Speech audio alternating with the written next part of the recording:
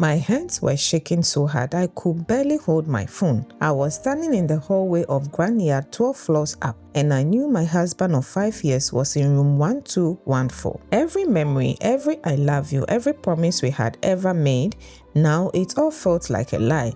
My heart was pounding, just hammering against my rib. It felt like it was counting down the seconds until my world either completely shattered or I was just going crazy. I was about to walk in. A small terrified part of me was screaming not to, but the rest of me had to know the truth.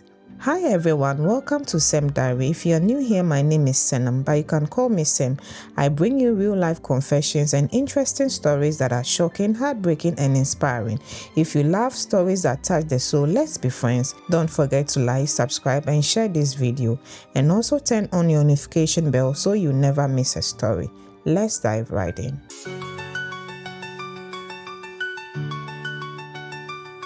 It's weird how a total disaster can start so quietly. It was more like a slow leak, gradually poisoning everything I cared about our life. Up until about 3 months ago, everything was good, really good. It was comfortable. Mark and I had been married for 5 years, together for 8. We had a house, 2 dogs, inside jokes that nobody else got. We had a reading. He's a sales consultant, so he travels a lot. A trip to Chicago once a quarter, the annual conference in Vegas. It was just normal. Then everything began to change. The business trips got more and more frequent. A last-minute trip to some regional office a few hours away. A weekend seminar he absolutely had to be at. At first, I didn't question it. Why would I? This was Mark, my Mark, the guy who holds my hands during scary movies and always bring me the first cup of coffee in the morning. I was his biggest cheerleader, always encouraging his career. But then, the little things started adding up, creating this heavy weight in my guts I just couldn't ignore. He became surgically attached to his phone. He was always face down on the counter or buried in his pocket. He started taking calls outside, pacing around the backyard and talking in a low voice. When I asked who it was, I always got the same answer: just work. This is a man who used to tell me every single detail of his day, and suddenly I was getting one-word answers. The emotional distance between us turned into a chaos. The easy intimacy we had, the lazy Sunday mornings, the casual touches, it all just faded. It felt like I was living with a polite ghost who shared my bed but not his life. That gut feeling turned into a constant sick hum of anxiety. It was this deep primal feeling that something was just wrong. Was I just being insecure? Was his job just getting to him? I tried so hard to convince myself that was it. I sometimes bring it up gently. Is everything okay, Mark? You seem a bit distant lately. And he would look at me with those eyes I thought I knew so well and say, I'm just tired, baby. Work had been brutal. He would kiss my forehead, and for a second, the doubt would go away. But it always came back, stronger than before. It was on a Tuesday night. It was almost midnight. He was asleep and his phone buzzed on the nightstand. I know, right? I shouldn't have looked. But I couldn't stop myself. My hands were literally trembling as I picked it up. It was a text from a number he hadn't saved. The message was so simple, but it sent a wave of ice-cold shock through my whole body. Can't wait for this weekend, with a little heart emoji. That's the message. At that moment, my whole body started shaking. I didn't believe what I saw. As I was sitting quietly on my bed, heartbroken, he came to me and said he had to work all weekend, that he was buried in a yearly report. My mind just started racing, trying to find any innocent explanation. Maybe it was about work project. But the heart, that little emoji, felt like a knife. I felt angry, confused, sad, and this profound sense of loss all at once. My world was turning upside down. The next day, I started digging. I wanted to get to the roots of this. Of course, it is important because I can allow another woman destroy what we've built for years. I felt disgusting doing it, like a spy in my own house. But I had to know the truth. That need was stronger than my shame. I waited for him to leave for work and I opened our shared credit card statements online. My heart was pounding as I scrolled through the charges, and then I saw it, a charge from 2 weeks ago at a fancy restaurant called the Gilded Lily, in a town an hour away. It was on a night he was supposedly working late. I've never even heard of the place, and that's when I knew I had to follow him. The whole idea felt crazy, like something out of a bad movie, but I couldn't live with not knowing what's happening anymore. The constant wondering was eating me alive, and the only way to end it was to see it for myself, no matter how ugly it was. I had to take back some control, so I made a plan. That Friday, he packed an overnight bag. Last-minute conference just outside the city, he said, kissing me goodbye. The kiss felt cold and fake. I should be back late tomorrow night. I just smiled. This brutal fake smile I thought would even crack my face. Okay, safe drive. I'm also going to visit my sister for the night. My sister lives not too far from us. In a second, his car was out of the driveway. I grabbed my keys and followed him. It was time. I stayed a few cars behind him on the highway, my knuckles white on the steering wheel. With every mile that passed, a war was raging inside me. Part of me was praying I was wrong. That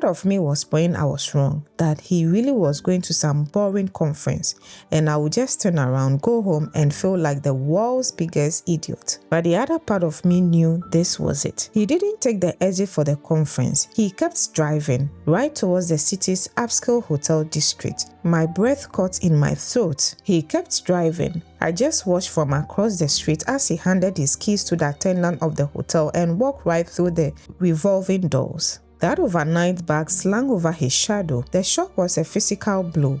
It literally felt like the air had been punched out of my lungs. I just sat there for what felt like an hour staring at the hotel entrance, my mind completely blank. So this is real. This was actually happening. My husband is cheating on me. My lungs felt like lead as I finally got out of the car. I walked into the lobby, my heart hammering against my ribs. I had to know the room number. I went to the house phone and dialed the front desk. My voice surprisingly was calm. Hi, I'm supposed to be meeting my colleague. His name is Mark Peterson, but I am running late and my phone just died. Would you tell me what room he's in? The receptionist paused. I'm sorry, ma'am. We can't give out our guest information. My mind raced. Then I said to her again, please, letting a little panic into my voice. Our boss will kill me if I miss this. He checked in about an hour ago. Help me, please. There was a pause, then she said, okay, he's in room 1214.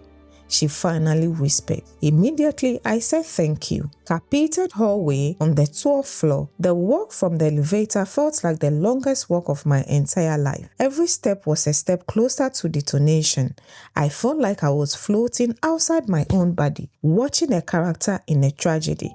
Finally, I got to room 1214. I stood in the front of the dark wood door and just froze. I could hear the faint sound of a TV inside. I raised my hand. It was shaking like a leaf. I took a deep breath that did absolutely nothing to calm me down, and I knocked. There was a pause. Then I heard the lock turn. The door opened, but it wasn't Mark. It was a woman, maybe my age, with a long blonde hair, wearing one of those bath robes. Her smile disappeared when she saw my face. Can I help you? She asked, her eyes full of confusion. I couldn't speak. I just looked past her into the room. And there he was, Mark, my husband, sitting on the edge of the bed in his boxers, holding a drink. He looked up and his eyes met mine. All the colors drained from his face. It was a look of pure unfiltered shock, the kind of shock you see when two secret worlds collide in the worst possible way. The woman in the doorway looked at me, and you could see the exact moment she understood what was happening. I finally found my voice. It didn't even sound like me. It was cold, flat, and dead. So this, I said, not taking my eyes off my husband. So this is the conference, Mark. I didn't scream nor cry. In that single moment of ultimate betrayal, all the frantic energy that had been buzzing through me just disappeared. It was replaced by this weird icy calm. I looked at his face, twisted with panic, then at the woman's stammering apologies, and I felt nothing but a profound final sense of clarity. The questions, the doubts, the feeling of being crazy, it was all gone, replaced by one horrible truth. I didn't wait for the excuses because I didn't want to hear the lies that were already forming on his lips. I just turned around and walked away. I heard him call my name, this desperate strangle sound, but I didn't stop. I walked back down that long hallway, got in the elevator, crossed the fancy lobby, and stepped out into the cool night air. I had my answers. The real fight wasn't going to be in that hotel room.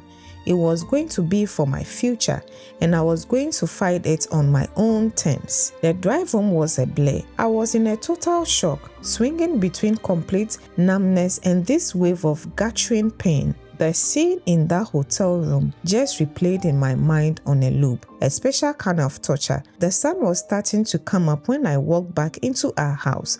I looked around at the life we had built together, and it all just looked like a movie set. The few days were the hardest of my life. I couldn't eat nor sleep. I was on an emotional roller coaster. I was broken. It was a definition of a heartbreak, a real physical ache in my chest that was a constant reminder of what he had destroyed. I was grieving the man I thought I married and the future I thought we were going to have. Mark came home a day later, armed with apologies and desperate pleas, but his words were empty. Trust once broken, it can't just be glued back. His affair wasn't a mistake. It was a series of thousands of choices. It was a choice because every time he texted her, he lied to my face and was always meeting up with her. The foundation of our marriage wasn't just broken, it was dust. This was without a doubt the most painful moment of my entire life, and I know that,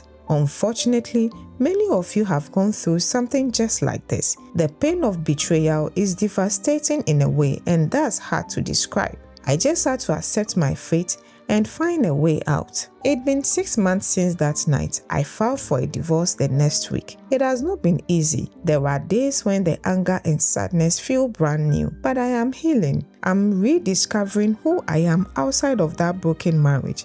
Finding out the truth in that hotel room actually destroyed the life I thought I had. It was a catastrophe and it changed me forever, but it didn't destroy me. In a strange, painful way, it set me free. Free from the lies, free from the constant anxiety of not knowing what was really going on. And now, I am building a new life, and I know a certainty I haven't felt in years, that the best is yet to come. Wow. I don't know what to say, but strange things are really happening in some marriages. This is really sad. If you feel comfortable, I would love for you to share your own stories or any words of encouragement in the comments. Let's be there for each other, because no one should have to go through this alone. And if you have a story you would love to share with me, all details are in the video description. Thank you for watching. See you in the next video.